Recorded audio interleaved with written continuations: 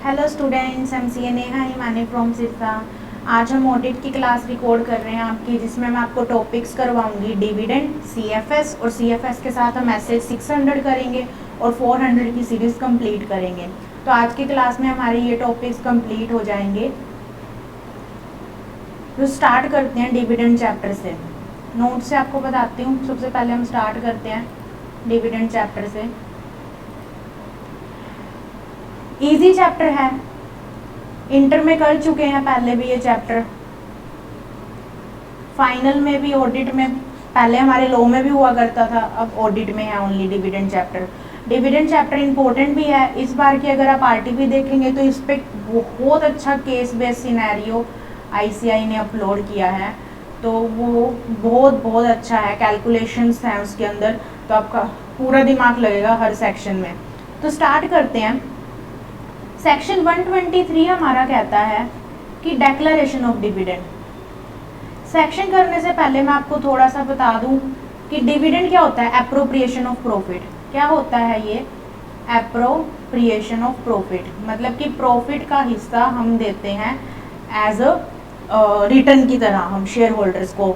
तो appropriation of profit होता है ये हमारा। ये कहाँ से दे सकते हैं हम? करंट ईयर के प्रॉफिट से, पास्ट ईयर के प्रॉफिट से, अगर करंट ईयर के प्रॉफिट सफिशिएंट नहीं है, जो अक्यूमुलेटेड प्रॉफिट्स होते हैं, रिजर्व्स होते हैं। और ग्रांट से भी दे सकते हैं। मान लो सेंट्रल गवर्नमेंट, स्टेट गवर्नमेंट ने ग्रांट्स दी हैं डिविडेंड डिस्ट्रीब्यूशन के लिए, तो हम वो भी यूज़ कर सकते हैं। तो इन सोर्सेज से हम डिविडेंड देते हैं। डिविडेंड होता कितनी तरह का है हमारा? दो तरह का, final dividend, interim dividend. Final dividend जो होता है वो डिक्लेयर्ड बोर्ड करता है, अप्रूव मेंबर करते हैं एजीएम में। पर जो इंटरिम डिविडेंड होता है वो डिक्लेयर्ड बोर्ड करता है और अप्रूव भी बोर्ड ही करता है। तो दोनों में अप्रूवल में डिफरेंस है। यहाँ पे अप्रूव मेंबर करते हैं फाइनल डिविडेंड, और यहाँ पे बोर्ड करता है अप्रूवल। डन। तो ये था हमारा स्टार्टिंग में जो डिविडेंड की आपको ओवरऑल नॉलेज होनी चाहिए। अब मैं आपको एक ही ग्राफ में पूरा डिविडेंड चैप्टर करवा दूंगी, तो ध्यान से सुनिएगा। स्टार्ट करते हैं। सबसे पहले हमारे ना क्या होती है? बोर्ड मीटिंग, जिसके अंदर डायरेक्टर्स डिक्लेयर करते हैं डिविडेंड कि हमने जैसे इस साल से 10 लाख का डिविडेंड देना है। डायरेक्टर्स ने ये चीज़ डिक्लेयर कर दी। फिर उसके बाद होती है हमारी एजीएम। एजीएम में वो डिविडेंड क्या होता है? अप्रूव होता है। मेंबर्स अप्रूव करते हैं ये डिविडेंड कि हाँ ठीक है, डन है। मेंबर्स ये जो अमाउंट है ये इंक्रीज नहीं कर सकते, डिक्रीज कर सकते हैं। ठीक है। फिर उसके बाद एजीएम के विद इन 5 डेज ये डिविडेंड कहाँ डिपॉजिट हो जाना चाहिए? शेड्यूल्ड बैंक अकाउंट में। कंपनी का ही अकाउंट होता है, तो शेड्यूल्ड बैंक में ये डिपॉजिट हो जाना चाहिए। और एजीएम से ही विद इन 30 डेज ये डिविडेंड डिस्ट्रीब्यूट हो जाना चाहिए। ये डिविडेंड डिस्ट्रीब्यूट हो जाना चाहिए विद इन 30 डेज। अगर आपने 30 डेज में डिस्ट्रीब्यूट नहीं किया तो आप पे 127 सेक्शन है, जो हमारा लास्ट सेक्शन है डिविडेंड का, उसके अंदर आप पे पेनल्टी इम्पोज हो जाएगी। ठीक है। तो हम पेनल्टी पढ़ेंगे जब सेक्शन करेंगे। फिर कंपनी 7 दिन तक वेट करती है। अब कुछ शेयर होल्डर्स ऐसे होते हैं जो डिविडेंड लेने नहीं आते, तो 7 दिन में अगर कोई क्लेम करने नहीं आया, डिविडेंड अनक्लेम्ड रहा, तो 7 दिन बाद वो डिविडेंड ऑटोमेटिकली कहाँ चले जाना चाहिए? यूडीए में, अनपेड डिविडेंड अकाउंट, जो कंपनी का ही सेपरेट अकाउंट होता है शेड्यूल्ड बैंक में। तो वहाँ पे ये 7 साल तक पड़ा रहता है। अगर शेयर होल्डर आ जाता है, कभी भी क्लेम करता है, तो कंपनी उसे दे देगी डिविडेंड, और अगर नहीं करता तो वो 7 साल तक इसी अकाउंट में पड़ा रहता है। ठीक। और 7 दिन बाद एक और फॉर्मेलिटी लगती है कंपनी पे कि 90 दिन के अंदर अंदर, 90 डेज में उसे वेबसाइट पे डाटा भी डालना होता है, ये नाम शेयर होल्डर्स का है और इनका डिविडेंड अभी पेंडिंग है, वो लेने नहीं आए हैं। फिर उसके बाद नेक्स्ट आता है हमारा यूडीए के बाद, जैसे 7 साल पूरे होते हैं विद इन 30 डेज ये डिविडेंड हम कहाँ डिपॉजिट कर देते हैं? आईपीएफ में, investor education and protection fund. अब ये जो अकाउंट है ये सेंट्रल गवर्नमेंट का अकाउंट होता है, रेवेन्यू अकाउंट, और इसके अंदर डिविडेंड के साथ साथ शेयर भी चले जाते हैं। और अगेन यहाँ भी शेयर होल्डर कभी भी आके क्लेम कर सकता है डिविडेंड, एनी टाइम कभी भी क्लेम कर सकता है। तो ये था हमारा सेक्शन 123 जो प्रोसीजर बताता है। ये था हमारा सेक्शन 124 जो यूडीए की बात करता है। ये था हमारा सेक्शन 125 आईपीएफ की बात करता है। जो 126 एक कंसेप्ट है dividend to be kept aside, तो ये मैं आपको बताऊंगी। और ये था 127 पेनल्टी का। तो ये टोटल चैप्टर है हमारा डिविडेंड का। ये पूरा डिविडेंड है एक तरह से एक ही ग्राफ में। बोर्ड मीटिंग हुई, एजीएम में अप्रूव हुआ, 5 डेज के अंदर अंदर शेड्यूल्ड बैंक अकाउंट में, 30 डेज में आपको डिस्ट्रीब्यूट करना है, फिर 7 दिन कंपनी वेट करती है, फिर 7 साल यूडीए में रहता है पैसा, 7 साल बाद विद इन 30 डेज आईपीएफ में चला जाता है विद शेयर, और शेयर होल्डर कभी भी क्लेम कर सकता है एनी टाइम। ओके, एक कंसेप्ट हमारा फाइनल लेवल पे आता है रेवोकेशन ऑफ डिविडेंड।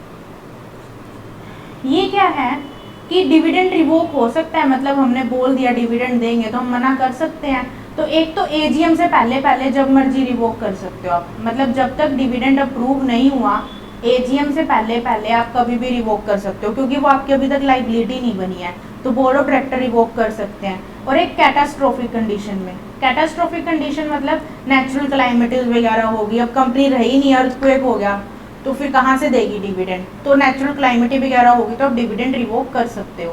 तो ये था हमारा पूरा डिविडेंड चैप्टर, तो मैं अब आपको करवाती हूँ। और एक सेक्शन 123 किसका है, डेक्लेरेशन ऑफ डिविडेंड, जो ये बताता है डिविडेंड 2 तरह का होता है। अब सेक्शन के अंदर चलते हैं, मैं आपको क्विक समरी दे देती हूँ। डेक्लेरेशन ऑफ डिविडेंड, डिविडेंड 2 तरह का होता है, इंटरिम और फाइनल।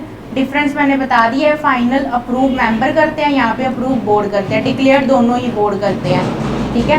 फिर उसके बाद इन्होंने बताया कि अगर फाइनल डिविडेंड पास्ट प्रॉफिट से देना है, ये इंपॉर्टेंट पार्ट है, अगर फाइनल डिविडेंड आप पास्ट प्रॉफिट से देना चाहते हैं तो आपको एक रूल 3 फॉलो करना पड़ेगा, जो बताता है कि मैक्सिमम अमाउंट आप कितनी विड्रॉ कर सकते हो रिजर्व से, रिजर्व से आप कितनी विड्रॉ कर सकते हो। तो 4 पार्ट है हमारे। इसका एक पास्ट पेपर में क्वेश्चन भी आया हुआ है, कंपलसरी क्वेश्चन में, बहुत अच्छा क्वेश्चन है, और अभी तक मुझे किसी भी बच्चे ने वो क्वेश्चन सही से सोल्व नहीं करके बताया, सिवाय मेरे फेस टू फेस बैच में एक स्टूडेंट था, तो उसने वो क्वेश्चन फर्स्ट टाइम में सही रिजोल्व किया था, स्वास्तिक नाम है उसका, उसने बिल्कुल सही किया था। उसके अलावा किसी भी स्टूडेंट ने आज तक वो क्वेश्चन मुझे सही करके नहीं बताया। तो हमारे स्टेप क्या है वो क्वेश्चन आपके साथ शेयर करूंगी, अगर आपसे होता है सोल्व तो जरूर मेरे को आंसर भेजिएगा। स्टेप 1 है 1/10 of paid up share capital free reserve. Paid up share capital में इक्विटी और प्रेफरेंस दोनों आएंगे, और फ्री रिजर्व में ओनली जनरल रिजर्व आएंगे ना, तो 1/10 करेंगे उसका। स्टेप 2 है फ्री रिजर्व में से 15% paid up share capital minus कर देंगे, विच एवर इज लोअर, जो भी लोअर आएगा। स्टेप 3 कहता है उस लोअर में से आप माइनस कर दीजिए लॉसेस, जो भी आपके लॉसेस हैं वो माइनस हो जाएंगे, चाहे करंट ईयर के हैं चाहे पास्ट ईयर के हैं। फिर उसके बाद स्टेप 4 कहता है, स्टेप 4 कहता है कि average dividend of last 3 year वो देख लीजिए, और इन दोनों में से विच एवर इज लोअर, जो भी आएगा वो हो जाएगा मैक्सिमम अमाउंट ऑफ डिविडेंड, जितना हम विड्रॉ कर सकते हैं रिजर्व में से, मतलब रिजर्व में से हम इतना ही डिविडेंड डिस्ट्रीब्यूट कर सकते हैं। तो ये 4 स्टेप है। पहला स्टेप क्या हुआ, 1/10 of paid up share capital free reserve. Second, free reserve minus 15% of paid up share capital. Third, which ever is lower, जो आया दोनों स्टेप में से उसमें से लॉसेस माइनस कर दीजिए, और उसको किससे कंपेयर करेंगे स्टेप 4 में, average dividend of last 3 year, और जो भी विच एवर इज लोअर आएगा 3-4 में से वो हो जाएगा हमारा मैक्सिमम अमाउंट जो हम विड्रॉ कर सकते हैं रिजर्व में से। उसके बाद आपको एक बात और ध्यान रखनी है, अगर कंपनी ने पब्लिक डिपॉजिट में डिफॉल्ट कर रखा है सेक्शन 73 और 74 में, जो हम आईपीसी में पढ़ते थे, तो अगर डिफॉल्ट है तो कंपनी डिविडेंड डिस्ट्रीब्यूट नहीं कर सकती। सेक्शन 8 वाली कंपनी को डिविडेंड डिस्ट्रीब्यूट करने से प्रोहिबिटेड है, मतलब कि लॉ ही मना करता है कि वो डिविडेंड डिस्ट्रीब्यूट नहीं कर सकती, जो सेक्शन 8 वाली कंपनी है हमारी। तो ये था हमारा सेक्शन 123। 123 इंटरिम डिविडेंड के लिए 3 चीजें बोलता है। कब तक दे सकते हैं हम इंटरिम डिविडेंड, तो ध्यान रखिएगा 1 अप्रैल से 31 मार्च, इस साल का इंटरिम डिविडेंड हम इस साल की जो एजीएम अगले साल होगी तब तक दे सकते हैं। मतलब इंटरिम डिविडेंड जो है वो इस साल का कब तक दे सकते हैं हम, एजीएम तक। तो प्रॉफिट भी कौन सा यूज कर सकते हैं, past year profit, current year profit, और लास्ट में एजीएम जब तक हुई है उसके बीच में जितने भी क्वार्टर गए हैं उनका भी प्रॉफिट यूज हो सकता है इस साल का इंटरिम डिविडेंड देने के लिए, ठीक है। फिर उसके बाद इन्होंने बोला कि लॉस के केस में इंटरिम डिविडेंड कैसे देंगे, तो लॉस के केस में एक ही लगता है इसमें rule, average dividend of last 3 year, पिछले 3 सालों का एवरेज डिविडेंड जितना आएगा उससे ज्यादा आप नहीं दे सकते लॉस के केस में। और रजिस्टर्ड शेयर होल्डर को मिलता है डिविडेंड, जो कंपनी की बुक्स में रजिस्टर्ड शेयर होल्डर होगा वो एलिजिबल होगा डिविडेंड के लिए। तो ये था हमारा सेक्शन 123। 124 सेक्शन क्या कहता है हमारा, यूडीए, अनपेड डिविडेंड अकाउंट। ये यही बोलता है कि एक तो 7 दिन बाद 90 दिन के अंदर वेबसाइट पे डाटा डल जाना चाहिए और 7 साल तक कंपनी क्या करेगी, इसके अंदर पैसा रखेगी यूडीए अकाउंट में जो अनक्लेम डिविडेंड है। अगर कंपनी नहीं डालती 7 दिन बाद यूडीए अकाउंट में तो कंपनी पे इंटरेस्ट लगेगा 12% पर एनम की रेट से। कैलकुलेशन आ सकती है पेपर में, 12% पर एनम की रेट से कंपनी पे इंटरेस्ट चार्ज होगा, मतलब जब भी कंपनी पैसा यूडीए में डालेगी विद इंटरेस्ट डालेगी। ओके। 125 आईपीएफ, तो ये गवर्नमेंट का रेवेन्यू अकाउंट है, इसमें गवर्नमेंट के ही रेवेन्यू से जितनी भी रेवेन्यू होती है सारे पैसे इस अकाउंट में आते हैं, साथ में डिविडेंड का भी आता है। और इसको यूटिलाइज कहाँ किया जाता है, सोशल वेलफेयर में, कोर्ट के एक्सपेंसेस बियर करने में, इन्वेस्टिगेशन के एक्सपेंसेस बियर करने में, वापस डिविडेंड पे ऑफ करने में अगर कोई क्लेम करने आ जाए तो। और सेंट्रल गवर्नमेंट इसे रेगुलेट करती है और इसके ऑडिट कौन करता है, CNAG, और उसके अकाउंट्स कहाँ जाते हैं, पार्लियामेंट में। फिर उसके बाद 126 dividend to be kept in abeyance. ये क्या बोलता है, जैसे पहले ना फिजिकल सिक्योरिटी हुआ करती थी, तो डिविडेंड जो है अगर शेयर में ए ने बी को ट्रांसफर किए तो अप्रोक्स 15 डेज का टाइम लग जाता था बी के नाम वो शेयर होने में। अब तो डीमेट सिक्योरिटीज आ गई, तो अगर इसके बीच में कोई डिविडेंड डिक्लेयर हो जाता है तो इसमें बोला गया है कि ए वो डिविडेंड लेने का राइट नहीं रखता है, वो डिविडेंड ए क्या करेगा, कैप्ट असाइड, मतलब कि वो डिविडेंड बी का राइट बनता है तो डिविडेंड कंपनी क्या करेगी, कैप्ट इन अबेयंस, मतलब असाइड, साइड में रख देगी, क्योंकि उसका राइट बी का बनता है लेने का वो डिविडेंड, ठीक है। नेक्स्ट उसके बाद 127 पेनल्टी इंपॉर्टेंट है। पेनल्टी क्या है, अगर कंपनी ने 30 दिन में डिविडेंड नहीं दिया, यूडीए में कब पैसा जाता है, जब कोई लेने नहीं आता, यहाँ क्या कंपनी ने ही नहीं दिया डिविडेंड 30 दिन में, तो पेनल्टी लगेगी 1000 पर डे एंड 2 ईयर की जेल ऑफिसर इन डिफॉल्ट को। एंड वाली पेनल्टी इंपॉर्टेंट ही होती है वैसे भी, 1000 पर डे एंड 2 ईयर्स की जेल और साथ में 18% पर एनम की रेट से इंटरेस्ट। ध्यान रखिएगा यूडीए में 12% है और यहाँ पे 18% है। फिर उसके बाद 127 की पेनल्टी से आप बच सकते हैं, कुछ एक्सेप्शंस हैं। Operation by law, share holder खुद डायरेक्शन दे दे कि मुझे अभी डिविडेंड नहीं चाहिए, तो हम नहीं मानेंगे कि कंपनी ने मना किया है, अगर शेयर होल्डर खुद डायरेक्शन दे दे तो, जैसे फॉरेन शेयर होल्डर वगैरह बोल देते हैं। लॉफुली एडजस्ट, अगर जैसे शेयर होल्डर से कंपनी का लेना बनता था 50,000 और कंपनी का डिविडेंड बनता है 50,000 तो कंपनी सेट ऑफ कर देगी उसको। फिर उसके बाद डिस्प्यूट, डिविडेंड के रिगार्डिंग डिस्प्यूट चल रहा है शेयर के राइट्स के रिगार्डिंग कोर्ट में, तो डिविडेंड का राइट अभी किसी का एस्टैब्लिश ही नहीं है, तो कंपनी को ये नहीं कहेंगे कि आपने 30 डेज में डिविडेंड नहीं दिया। तो इन 4 एक्सेप्शंस के चलते कंपनी डिविडेंड अगर ना दे तो उस पर पेनल्टी नहीं लगेगी। तो ये था हमारे डिविडेंड चैप्टर 123 से लेके 127। 123 declaration of dividend, interim final 2 तरह का होता है। फाइनल में आप लॉस के केस में कैसे डिविडेंड देंगे, इंटरिम में कहाँ तक दे सकते हैं, कितना दे सकते हैं, और लॉस के केस में आप कितना देंगे। फिर उसके बाद सेक्शन 8 कंपनी डिविडेंड दे नहीं सकती है। 124 यूडीए का है, 125 IPF, 126 dividend to be kept aside और 127 penalty for non distribution of dividend. तो ये थे हमारे 5 सेक्शन डिविडेंड के। इजी चैप्टर है, इंपॉर्टेंट भी है। केस बेस्ड सिनेरियो में अगर आईसीए ने पूछा है तो ये चैप्टर 10 मार्क्स की वेटेज ले गया, तो 4 to 10 मार्क्स की वेटेज तो रखता है ये चैप्टर। तो इजी है, कर लीजिए, क्वेश्चन आंसर कीजिए इसके, कोई डाउट हो तो मुझसे ले लीजिएगा। और पास्ट ईयर के प्रॉफिट से जो डिविडेंड डिस्ट्रीब्यूट करते हैं, जो मैं क्वेश्चन बता रही थी, वो मैं आज आपको दे दूंगी टेलीग्राम चैनल पे और व्हाट्सएप ग्रुप में, तो आप सोल्व कीजिएगा उस क्वेश्चन को। तो ये था हमारा ओवरऑल डिविडेंड चैप्टर। तो डिविडेंड एक बार क्विक रिवाइज कर लेते हैं। फाइनल इंटरिम 2 तरह का होता है, ये सोर्सेज है डिविडेंड के। फिर उसके बाद रिजर्व में ट्रांसफर करना कंपलसरी नहीं है, पैसा कंपनी की डिस्क्रिशन है, वो डालना चाहती है नहीं डालना चाहती रिजर्व में।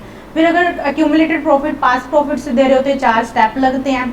इंटरिम डिविडेंड कहाँ तक दे सकते हैं, कितना, किन किन को प्रॉफिट्स को यूज कर सकते हैं, 124 यूडीए का है हमारा, 126 dividend to be kept aside और 127 पेनल्टी का, और 125 आईपीएफ का है। सेक्शन 8 कंपनी प्रोहिबिटेड है डिविडेंड देने से। एक हमारा रेवोकेशन का कंसेप्ट है, कैटास्ट्रोफिक कंडीशन में और एजीएम होने से पहले हम डिविडेंड रिवोक कर सकते हैं। फिर उसके बाद ये रहा चार्ट जो मैंने आपको बना के अभी समझाया है कि डिविडेंड कैसे होता है, पहले बोर्ड मीटिंग, फिर एजीएम, फिर 5 दिन में शेड्यूल्ड बैंक अकाउंट में, 30 डेज में डिस्ट्रीब्यूशन, फिर 7 डेज तक वेट, फिर 90 डेज में वेबसाइट पे और 7 साल तक यूडीए में, उसके बाद 30 दिन के अंदर आईपीएफ में। तो ये था हमारा पूरा डिविडेंड चैप्टर। अब हम करते हैं नेक्स्ट सीएफएस।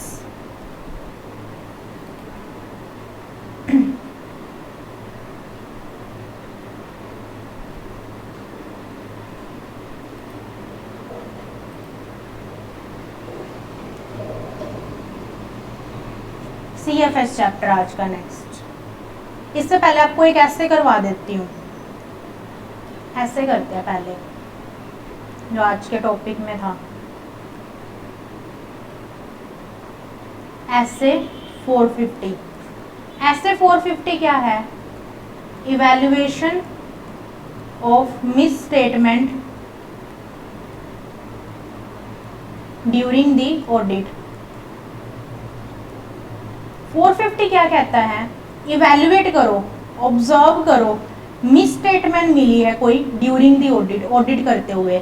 अब ये ऐसे खुद बताता है मेरे लिए मिस स्टेटमेंट है क्या। ध्यान से सुनिएगा, इसके लिए मिस स्टेटमेंट क्या है। ये कहता है डिफरेंस मिला है ए सी डी पी में, अमाउंट, क्लासिफिकेशन, डिस्क्लोजर, प्रेजेंटेशन में डिफरेंस मिला है जो एज पर एफआरएफ करनी थी और जो हमने एफएस में रिपोर्ट की है, तो हम उसे मिस स्टेटमेंट कहेंगे एज पर एसए 450। ये इसका कीवर्ड है miss statement. Evaluation of miss statement identified during the audit. तो ड्यूरिंग द ऑडिट हमें आइडेंटिफाई हुई है मिस स्टेटमेंट। अब मिस स्टेटमेंट कौन सी आइडेंटिफाई हुई है? हमें डिफरेंस मिला है या तो अमाउंट में, या क्लासिफिकेशन में, या डिस्क्लोजर में, या प्रेजेंटेशन में, जो एज पर एफआरएफ है और जो एफएस में रिपोर्ट की हमने वो। तो ये है हमारी मिस स्टेटमेंट। अब ये खुद बताता है इससे कि कॉजेज क्या हो सकते हैं मिस स्टेटमेंट के। Causes of miss statement, causes क्या हो सकते हैं मिस स्टेटमेंट के, मतलब रीजन क्या हो सकते हैं। तो inaccuracy in processing and gathering of data, मतलब ये कह रहा है कि इनएक्यूरेसी हुई है या तो प्रोसेस करने में या गैदर करने में डाटा। ओमिशन ऑफ अमाउंट हुआ है, अमाउंट ओमिट कर दिया हमने, या फिर इनएप्रोप्रिएट हमने 3 चीजें ले ली, अकाउंटिंग पॉलिसी, अकाउंटिंग एस्टिमेट और मैनेजमेंट जजमेंट। वैसे आपको अब तक मेरी राइटिंग की तो आदत पड़ गई होगी, थोड़ी सी खराब है, थोड़ी ज़्यादा ही खराब है एक्चुअली, तो आदत तो पड़ी गई होगी आपको अब तक। चलो देखो, causes of miss statement. Causes क्या है हमारे, जबकि बेस्ट हैंड राइटिंग का अवार्ड मिला हुआ स्कूल टाइम में, पर कोई ना। Causes of miss statement, causes क्या है हमारे? रीजन, इनएक्यूरेसी हुई है processing and gathering of data, omission हुआ है अमाउंट का, या फिर इनएप्रोप्रिएट अकाउंटिंग पॉलिसी ली है, अकाउंटिंग एस्टिमेट लिए हैं, या मैनेजमेंट जजमेंट ली है। तो ये 5 चीजें हुई हैं जिससे कि हमें मिस स्टेटमेंट मिली है। फिर उसके बाद ये ऐसे बोलता है कि ऑडिटर कैसे इवैल्यूएट करेगा मिस स्टेटमेंट को, क्योंकि ऐसे का नाम ही है या इवैल्यूएशन। इवैल्यूएट कैसे करेगा मिस स्टेटमेंट को इन हिज ऑडिट रिपोर्ट, मतलब अपने ओपिनियन पे इम्पैक्ट कैसे डालेगा। तो ये एक प्रोसेस है पूरा, आपको स्टेप वाइज याद करना है। फर्स्ट बोलता है, सॉरी, हम क्या देखेंगे कि misstatement FS as a whole individually और एग्रीगेट कितना इम्पैक्ट डाल रही है। मतलब कि जो मिस स्टेटमेंट हमें मिली है वो फाइनेंशियल स्टेटमेंट्स में एग्रीगेट और इंडिविजुअली क्या इम्पैक्ट डाल रही है। फिर उसके बाद हम सेकंड पॉइंट में क्या करेंगे, मैनेजमेंट को रिक्वेस्ट करेंगे कि आप करेक्ट कर लो uncorrected misstatement. Uncorrected misstatement को आप करेक्ट कर लो। अगर मैनेजमेंट रिफ्यूज कर देती है तो हम रीजन जानेंगे, why management not correct uncorrected misstatement. फिर थर्ड पॉइंट में हम मटीरियलिटी देखेंगे, किसके अकॉर्डिंग, एसए 320 के अकॉर्डिंग, कि मिस स्टेटमेंट कितनी मटेरियल है। अगर मिस स्टेटमेंट इमटेरियल निकलती है तो टीसीडब्ल्यूजी को कम्युनिकेट कर देंगे। अगर मिस स्टेटमेंट मटेरियल निकल जाती है तो MRL ले लेंगे और साथ में इम्प्लीकेशन देख लेंगे अपनी ऑडिट रिपोर्ट पे। इम्प्लीकेशन मतलब एक तरह से मॉडिफाई, इमटेरियल निकलती है कम्युनिकेट कर देंगे और MRL ले लेंगे। तो क्या है हमारा पूरा ऐसे हो गया खत्म। क्या है evaluation of miss statement during the audit.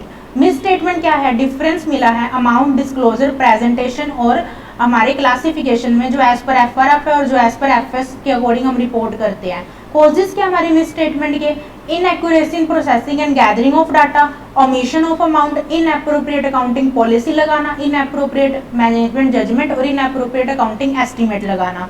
फिर उसके बाद इवैल्यूएट कैसे करेंगे, सबसे पहले देखेंगे FS as a whole aggregate और इंडिविजुअली क्या इम्पैक्ट है। मैनेजमेंट को रिक्वेस्ट करेंगे, मैनेजमेंट रिफ्यूज करती है तो रीजन जानेंगे। फिर मटेरियलिटी असर्टेन करेंगे एज पर एस 320। फिर अगर मटेरियल निकलती है तो इम्प्लीकेशन देखेंगे ऑडिट पे, इमटेरियल निकलती है तो TCWG को कम्युनिकेट और MRL ले लेंगे।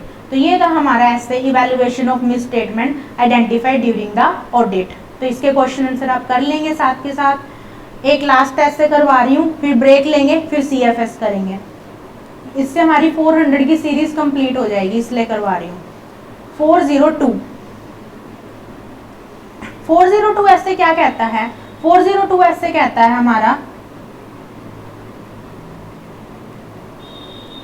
Audit consideration relating to an entity using the work of service organisation. Audit में कंसीडर करना है, मतलब इस ऐसे को कंसीडर करना है उस एंटिटी की ऑडिट करते हुए जो यूज करती है वर्क सर्विस ऑर्गेनाइजेशन का। ऐसे 402 क्या कहता है, audit consideration relating to an entity using the work of service organisation. तो यहाँ पे हम एक था यूजर एंटिटी क्यों बोलते हैं, क्योंकि वो यूज कर रही है सर्विस किसी सर्विस ऑर्गेनाइजेशन की। एक है सर्विस ऑर्गेनाइजेशन, मतलब मान लो कि कोई एंटिटी है जिसने अपना फाइनेंशियल स्टेटमेंट्स बनाने का काम आउटसोर्स कर रखा है किसी को, तो जो काम उसका करके दे रही है उसे कह देंगे सर्विस ऑर्गेनाइजेशन, और जो काम ले रही है उसे कह देंगे यूजर एंटिटी। यूजर एंटिटी के ऑडिटर को क्या कहेंगे, यूजर ऑडिटर, और सर्विस ऑर्गेनाइजेशन के ऑडिटर को क्या कहेंगे, सर्विस ऑडिटर। तो इस ऐसे का नाम कैसे पड़ा, ऑडिट कंसिडरेशन। इस ऐसे को कंसीडर कीजिए रिलेटिंग टू एन एंटिटी, कौन सी entity, using the work of service organisation. तो नाम याद हो जाएगा अब आपको ऐसे का। अब इस ऐसे में क्या क्या बोलते हैं, फर्स्ट यूजर ऑडिटर कैसे अंडरस्टैंडिंग लेगा सर्विस ऑर्गेनाइजेशन की सॉरी, यूजर ऑडिटर कैसे अंडरस्टैंडिंग लेगा सर्विस ऑर्गेनाइजेशन की। तो कैसे अंडरस्टैंडिंग लेगा सर्विस ऑर्गेनाइजेशन की user auditor, nature of service देखेगा, कौन सी प्रोवाइड करती है service organisation. Nature of relationship देखेगा, दोनों के बीच में रिलेशनशिप कैसा है यूजर और एंटिटी और सर्विस ऑर्गेनाइजेशन के बीच में। Nature of materiality of transaction देखेगा कि कितनी मटेरियल ट्रांजैक्शन परफॉर्म करती है सर्विस ऑर्गेनाइजेशन। फिर लास्ट में डिग्री ऑफ इंटरेक्शन देखेगा, दोनों के बीच में कितना इंटरेक्शन है।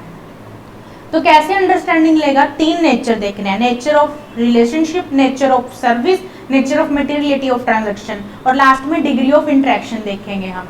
तो इस तरह से हम अंडरस्टैंडिंग लेंगे सर्विस ऑर्गेनाइजेशन की। अब इसमें एक और क्वेश्चन सेम अराइज होता है कि है ना, सर्विस ऑर्गेनाइजेशन आगे सबलेट भी कर सकती है काम, तो उसे बोल देते हैं हम सब सर्विस ऑर्गेनाइजेशन। तो सब अगर ऐसे आ जाए पेपर में कि यूजर ऑडिटर कैसे अंडरस्टैंडिंग लेगा सब सर्विस ऑर्गेनाइजेशन की, तो बस सर्विस ऑर्गेनाइजेशन की जगह सब सर्विस ऑर्गेनाइजेशन वर्ड रिप्लेस कर देना, बाकी पॉइंट सेम ही है। Nature of service performed by sub service organization, nature of relationship between user entity and sub service organization, nature of materiality of transaction performed by sub service organization, degree of interaction between user entity and sub service organization। तो वहाँ पे replacement हो जाएगी word की, बाकी बिल्कुल same points है। तो हमारे दो क्वेश्चन हो गए इस ऐसे के। सेकंड, अगर यूजर ऑडिटर को साइन नहीं मिलते हैं, अनएबल है, तो यूजर ऑडिटर कैसे एडिशनल प्रोसीजर लगाएगा। तो इन्होंने 4 बताए पॉइंट एडिशनल प्रोसीजर के। टाइप 1 टाइप 2 रिपोर्ट ले लेगा, टाइप 1 टाइप 2 रिपोर्ट ले लेगा, विजिट कर लेगा सर्विस ऑर्गेनाइजेशन को, फिर उसके बाद कॉन्टैक्ट कर लेगा सर्विस ऑर्गेनाइजेशन से, इंफॉर्मेशन मांग सकता है, या फिर किसी और ऑडिटर को भेज सकता है, अनदर ऑडिटर को प्रोसीजर परफॉर्म करने के लिए भेज सकता है। तो बिल्कुल थोड़ा सा वैसा ही है जैसे थर्ड पार्टी वेरिफिकेशन करवाते हैं हम इन्वेंट्री में 501 में। तो यहाँ पे हम टाइप 1 टाइप 2 रिपोर्ट मांगेंगे। Type 1 type 2 report service auditor देता है on the internal control and operating effectiveness. तो वो रिपोर्ट मांगेंगे, विजिट कर सकते हैं, कॉन्टैक्ट कर सकते हैं, अनदर ऑडिटर को भेज सकते हैं। तो अगर ऑडिटर अनएबल है SI ऑब्टेन करने में तो ये एडिशनल प्रोसीजर अप्लाई करेगा वो अपने ऑडिट पे। Next, what are the factors, कौन से फैक्टर्स यूजर ऑडिटर कंसीडर करेगा while giving audit report. Audit report देने से पहले कौन से फैक्टर्स यूजर ऑडिटर कंसीडर करेगा। तो कौन से फैक्टर्स हैं, क्लास ऑफ ट्रांजैक्शन, कितनी ट्रांजैक्शन परफॉर्म होती है service organisation, user entity capture कैसे करती है डाटा अपना फाइनेंशियल स्टेटमेंट्स का, रिकॉर्ड्स मैन्युअली मेंटेन होते हैं या इलेक्ट्रॉनिकली, डाटा मैन्युअली जाता है या इलेक्ट्रॉनिकली, कितना कंट्रोल है over journal entry and unusual adjustments, and the last one significant accounting policy कितनी परफॉर्म होती है। तो ये फैक्टर्स उसे ध्यान में रखने अपनी ऑडिट रिपोर्ट देते हुए कि यूजर एंटिटी जो सर्विस ऑर्गेनाइजेशन से काम करवाती है तो उसमें क्लास ऑफ ट्रांजैक्शंस कितनी है, हमारा जो डाटा है वो हम कैप्चर कैसे करते हैं यूजर एंटिटी, रिकॉर्ड कैसे मेंटेन होते हैं, हम डाटा ट्रांसफर कैसे करते हैं, कंट्रोल कितना हमारा जर्नल एंट्री और अनयूजुअल एडजस्टमेंट्स के ऊपर, और सिग्निफिकेंट अकाउंटिंग पॉलिसीज कितनी परफॉर्म करता है सर्विस ऑर्गेनाइजेशन। तो ये हमारे कुछ फैक्टर्स हैं जो हमें ध्यान रखने हैं ऑडिट रिपोर्ट देते हुए। And the last one, user auditor क्या सर्विस ऑर्गेनाइजेशन की सर्विस ऑडिटर की रिपोर्ट को रेफर कर सकता है अपनी रिपोर्ट में। तो इस पे केस स्टडी आई थी लास्ट अटेम्प्ट। अगर उसका opinion true and fair view है तो वो रिपोर्ट रेफर नहीं करेगा अनलेस लॉ रेगुलेशन नहीं बोल देते, और अगर उसका ओपिनियन मॉडिफाई है तो वो रिपोर्ट रेफर करेगा, पर वो लिख देगा पैराग्राफ में OMP में कि दिस रिपोर्ट, जो रिपोर्ट मैंने रेफर की है, this report not diminish my liability regarding opinion, मतलब कि ओपिनियन को लेकर रिस्पॉन्सिबिलिटी सिर्फ मेरी है, ओपिनियन को लेकर मेरी लायबिलिटी डिमिनिश नहीं होती है रिपोर्ट रेफर करने से। ठीक है, तो अगर ट्रू एंड फेयर व्यू है तो रिपोर्ट रेफर नहीं करोगे जब तक लॉ रेगुलेशन नहीं बोल दे, अगर मॉडिफाइड ओपिनियन है तो रिपोर्ट रेफर करोगे, पर आपकी ओपिनियन को लेकर लायबिलिटी स्टिल आपकी ही रहेगी। और लास्ट में जब सर्विस ऑडिटर रिपोर्ट देता है या यूजर ऑडिटर, तो दो तरह के मेथड फॉलो करता है, इंक्लूसिव या एक्सक्लूसिव और कार्व आउट। इंक्लूसिव क्या होता है, इसकी रिपोर्ट को वो इंक्लूड करता है अपनी रिपोर्ट में, और एक्सक्लूसिव इसकी रिपोर्ट को इंक्लूड नहीं करता है। तो दो मेथड के नाम हैं, इंक्लूसिव, एक्सक्लूसिव और कार्व आउट, जो आपको पता होने चाहिए। तो ये था हमारा 402 audit consideration relating to an entity using the work of service organisation. पहले हमने अंडरस्टैंडिंग ली, नेचर और डिग्री ऑफ इंटरेक्शन देख के, SI ऑब्टेन नहीं कर पा रहे, एडिशनल प्रोसीजर लगाए, फैक्टर्स देखे, और फिर हमने देखा कि रिपोर्ट रेफर करनी है या नहीं करनी, और लास्ट में दो मेथड। तो ये था हमारा 402। इस तरह से ऐसे करने से आपको क्वेश्चंस की क्लैरिटी आएगी कि ये ऐसे उस क्वेश्चन में क्यों हिट हुआ और कौन सा स्पेसिफिक आंसर लिखना है। और द सेकंड थिंग कि आपका एक फ्रेमवर्क बनेगा माइंड में कि इस ऐसे में इतने ही क्वेश्चंस हैं। मान लीजिए अगर क्वेश्चन समझ में नहीं आ रहा आपको पेपर में, तो आपको ये पता लग जाएगा कि इस ऐसे में 4 ही क्वेश्चन बनते हैं, अब इन चारों में से कोई ना कोई आंसर है इस ऐसे का, इस क्वेश्चन का। तो आप वो देख लोगे कि 3 कौन से नहीं लग सकते, तो शायद आप राइट आंसर की तरफ पहुंच जाओ। तो कहीं ना कहीं हम इस तरह से ऐसे अच्छे से याद कर सकते हैं और अपनी ग्रिप बना सकते हैं। और अगेन मैंने आपको बताया ही है कि 70 मार्क्स के सब्जेक्टिव पेपर में 35 to 40 मार्क्स ऐसे की वेटेज रखते हैं। ऐसे पे MCQ बहुत कम पूछे जाते हैं, तो इस वजह से क्या होता है, सब्जेक्टिव में हमें लगता है कि आता नहीं, क्योंकि ऐसे पे ग्रिप नहीं होती बच्चों की। तो स्टैंडर्ड्स अच्छे से कीजिए। डिविडेंड और हम 2 ऐसे कर चुके हैं। नेक्स्ट YT वीडियो में हम CFS करेंगे, जो आपको आज ही अवेलेबल करवाई जाएगी, इसी लेक्चर का पार्ट है। तो इतने आप थोड़ा सा रिलैक्स कीजिए और डिविडेंड और दोनों ऐसों को क्विक रिवाइज कर लीजिए। Okay, thank you.